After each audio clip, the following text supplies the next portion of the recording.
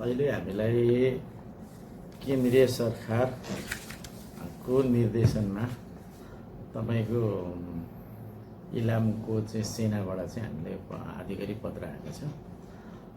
पत्र अनुसार उहाँले चाहिँ सबै वडामा चाहिँ अहिलेको सुकुम्बासीको विस्तृत त्यसको त लगत जानकारी चाहिँ पठाउनु भनेको छ। हामीले सबै वडालाई जानकारी पनि दिएको छौँ, त्यसको पत्र पनि पठाएको छौँ। र अहिले यो परिस्थितिमा चाहिँ अब अरू पालिकाको चाहिँ मलाई थाहा भएन। चुलाचुली गाउँपालिकाको आफ्नो छुट्टै चाहिँ समस्या छ। यो वर्षौँदेखि अव्यवस्थित बसोबास पनि छ एक।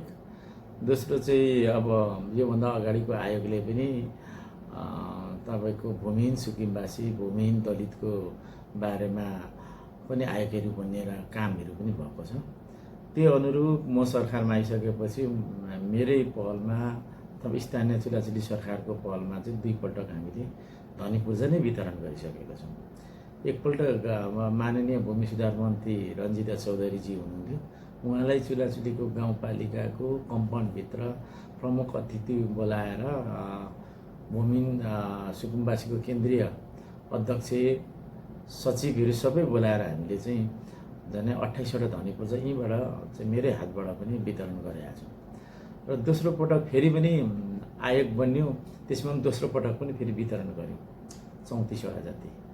एवं रीतले अहिले झन् 3035वटा चाहिँ हामी तयारी छौँ। अहिले पनि चाहिँ आयोग चाहिँ हाम्रो चाहिँ प्रकाश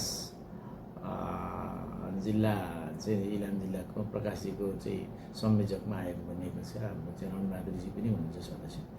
र उहाँहरूसँगै पनि हामीले लगभग कम्प्लिट हामीले गरिसकेको गर्दाखेरि त्यो फाइलहरू हामीसँगै छ। अहिले हामी धनी पूजा दिने तयारीमा छौँ। र अब यो जेनजी आन्दोलन पछाडि चाहिँ यो अलिकति चाहिँ हाम्रो चाहिँ ग्याबिङ भएर त्यो अनुसार सरकार पनि परिवर्तन भयो। त्यो कारणले चाहिँ हामीले दिन सकेको छैनौँ। र अहिले चुलाचुली 6को साखफारामा त्यो वर्षौँदेखि युगौँदेखि चाहिँ हामीले चाहिँ तपाईँको बसोबास गरेका हाम्रा चाहिँ नागरिकहरू छन् चुलाचुलीका।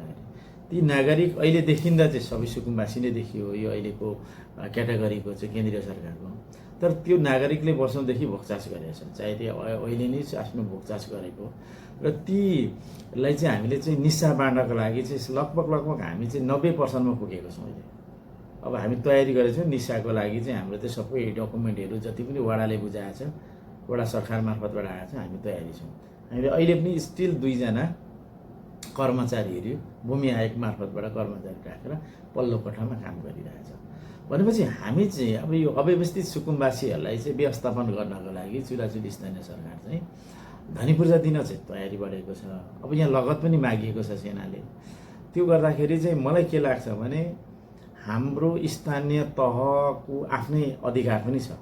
हेर्नुहोस्, केन्द्रीय सरकार र प्रदेश सरकारसँग नबाजिने गरी स्थानीय तहको आफ्नो स्वायत्ता अधिकार छ, त्यो आत्मनिर्णय गर्न पाइन्छ। र यो अव्यवस्थित बसेको सुकुम्बासीहरूको चाहिँ मौलिक हक, आवासमा बस्ने, उसले सुत्ने, खाने पिउने त नागरिकको हक होला नि त, उसलाई चाहिँ विस्थापित गराउनु सकिँदैन। अब सुकुम्बासीको नाममा अरू छ भने त्यो भोलि चाहिँ डाटाले क्लियर गर्ला। तर अहिले यहाँ चाहिँ तपाईँको अव्यवस्थित बसोबास भएका साथीहरू धनी पूर्जा पाउने आशामा बसिया छन्, डकुमेन्टहरू वडामा सब्मिट गरेका छ, उनीहरूलाई चाहिँ चुलाचुली स्थानीय सरकारले धनी पूर्जा दिन्छ। यो चाहिँ कुरा क्लियर हुनुहोस्। र अब नभएकोलाई पनि निस्सा तयारी छ। निस्सा भनेको चाहिँ उसले भोगचास गरेको आधारमा सरकारको मापदण्डमा अथवा सुकुम्बासी समस्या समाधान आयोगको मापदण्डमा रहेर उसले भोगचास गरेको, उसले दाबी गरेको जग्गाहरू चाहिँ कानुन सम्बद्ध हामी निस्सा बाँड्न तयार छौँ।